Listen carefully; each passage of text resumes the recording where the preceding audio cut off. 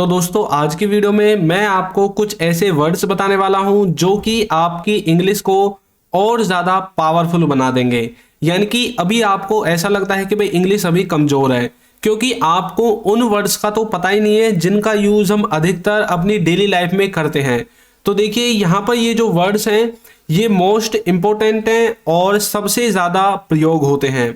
और पर सबसे बड़ी बात है, जो सबसे बड़ी दिक्कत है बच्चों की, वो यही है कि उनको टाइम पर वो वर्ड्स याद नहीं आते हैं। हो सकता है कि आपको इनके बारे में पता हो लेकिन आपको इनका रियल सेंस ना पता हो और कहाँ पर कैसे इनको यूज करते हैं ये ना पता हो। तो चलिए वीडियो को शुरू करते हैं और आज हम सब कुछ देखने वाले हैं। तो देखिए पहला जो वर्ड है वो है हमारा be used to. Be used to इसका मतलब होता है आदत है या फिर आदत हो जाएगी। ये हम प्रेजेंट के लिए और फ्यूचर के लिए और पास्ट के लिए तीनों के लिए यूज कर सकते हैं।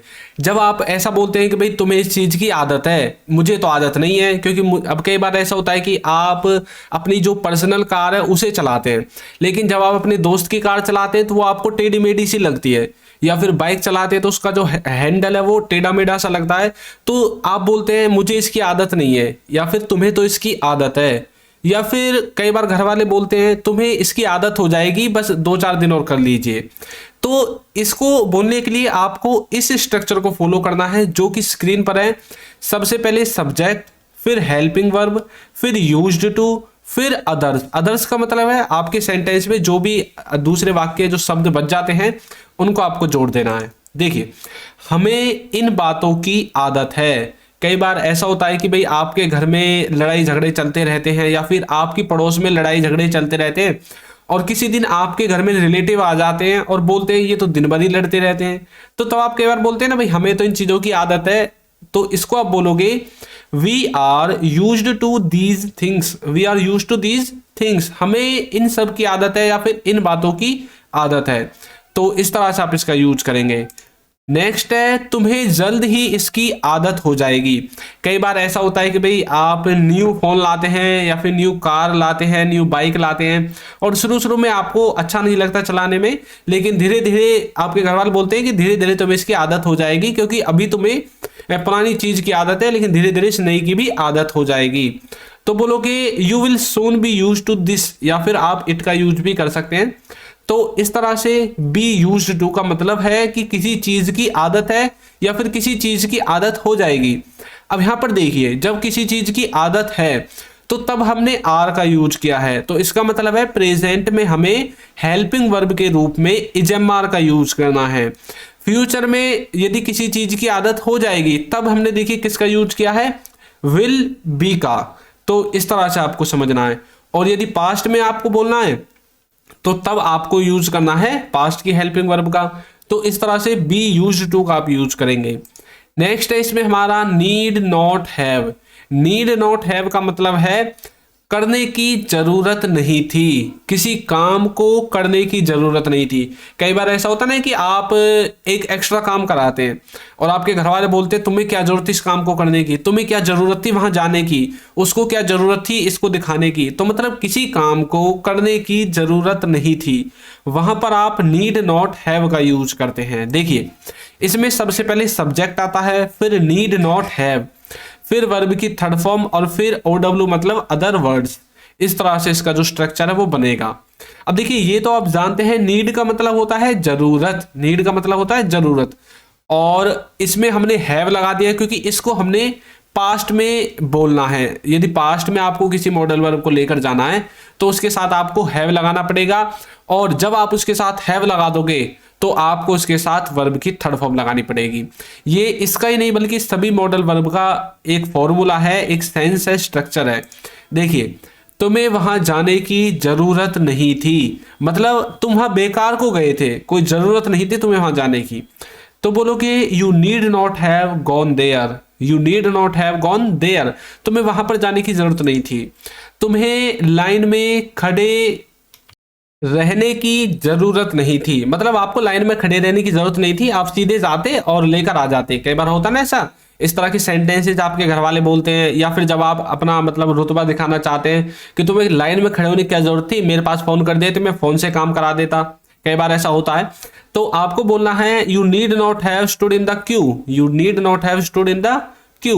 क्यू का मतलब होता है पंक्ति में, लाइन में, तो मतलब तुम्हें लाइन में खड़े रहने की जरूरत नहीं थी। इसी तरह से किसी काम को करने की जरूरत नहीं थी, वहां पर आपको सब्जेक्ट चेंज करना है और वर्ब चेंज करनी है, बस बाकी सब कुछ सेम रहेगा। तो इस तरह से आप नीड नॉट हैव का यूज करेंगे। नेक्स्ट है हमारा इसमें आउट टू हैव, जिसका मतलब होता है करना चाहिए था।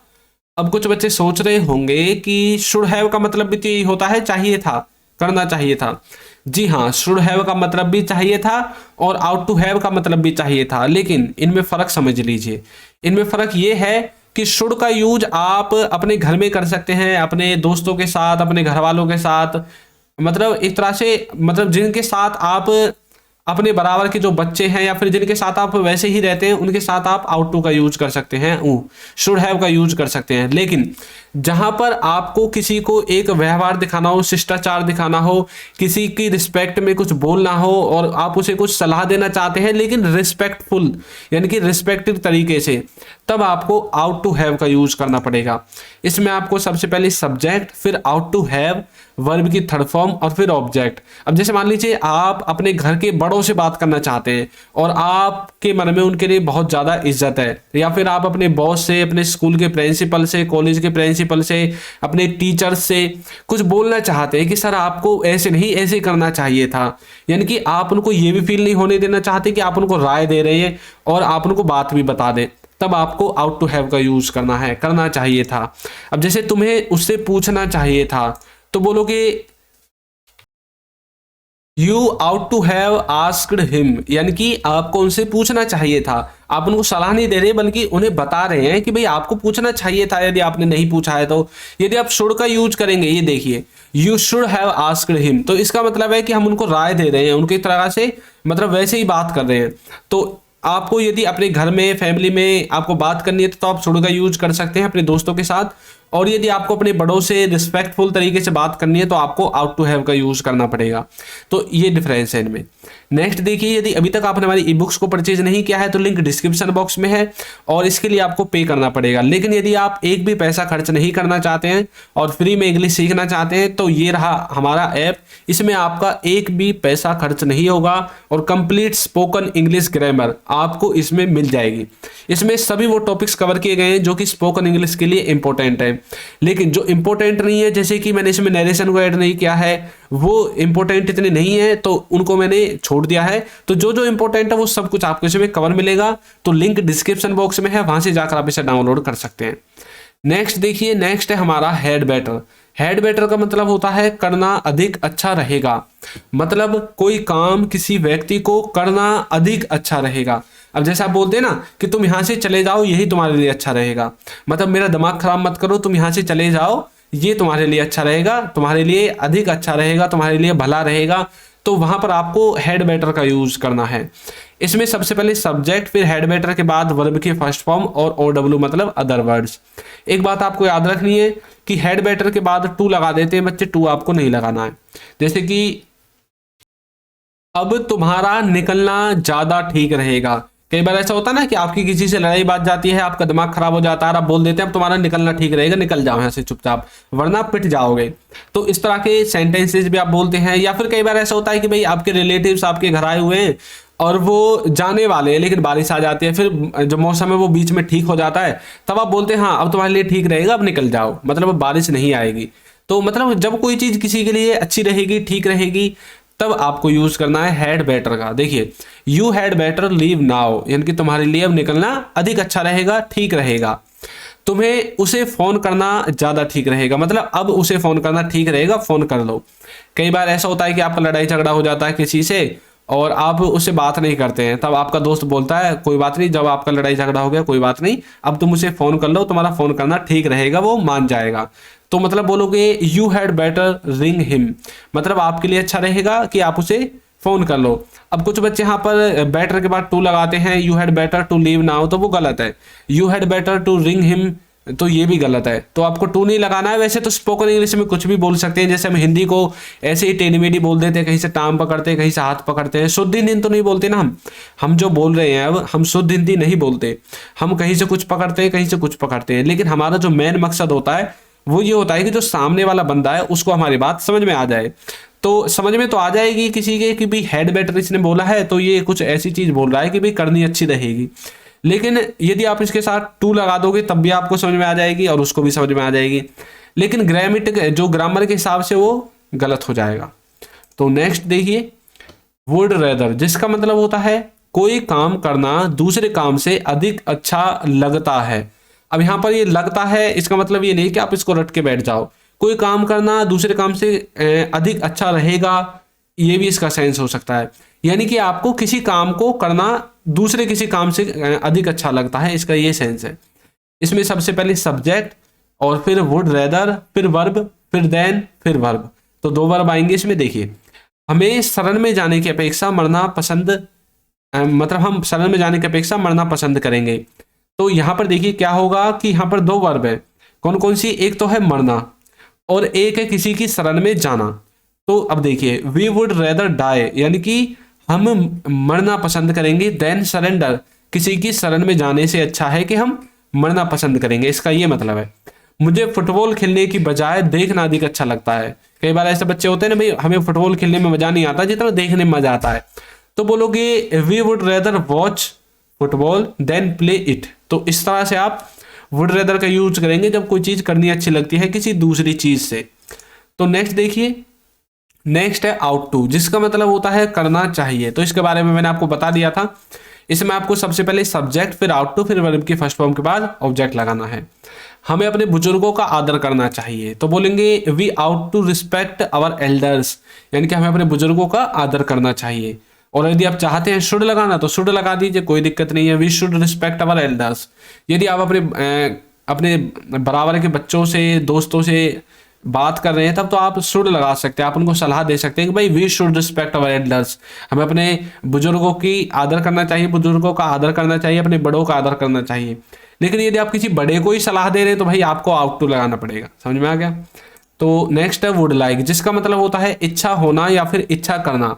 मतलब किसी चीज की इच्छा होना या किसी चीज की इच्छा करना। इसमें सबसे पहले सब्जेक्ट, फिर वुड लाइक, फिर वर्ब की फर्स्ट फॉर्म और फिर अदर वर्ड्स आएंगे। देखिए जैसे कि मैं इसमें भाग लेना चाहता हूं, अब यहाँ पर ऐसा कुछ लिख ही नहीं रहा है इच्छा होने। तो इस सेंटेंस को गौर से देखिए, मैं इसमें भाग लेना चाहता हूं। तो इसका मतलब है कि आप इच्छा जाहिर कर रहे हैं किसी चीज में पार्टिसिपेट करने के लिए।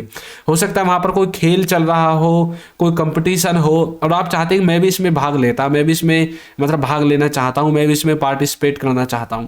तो मतलब आप अपनी इच्छा जाहिर कर रहे हैं। तो आप बोलोगे I would like to take part in this competition, I would like to take part in this competition. तो मैं इसमें भाग लेना चाहता हूं। मैं तुमसे पूछना चाहता हूं, कई बार होता ना, आप बोलते हैं भाई मैं तुमसे एक बात पूछना चाहता हूं या फिर मैं तुमसे एक बात पूछना चाहूंगा। तो आप बोल सकते हैं I would like to ask you a question, इस तरह से आप बोल सकते हैं। या फिर आप इतना भी बोल सकते हैं I would like to ask you, मैं तुमसे पूछना चाहता हूं। अब इसके बाद आपको जो बोलना है वो आप बोल सकते हैं। तो कुछ समझ में आया? अब देखते हैं नेक्स्ट, हैड टू बी, जिसका मतलब होता है किया जाना था। मतलब कोई काम पास्ट में किया जाना था और वो कंपलसरी था, तब आपको हैड टू बी का यूज करना है।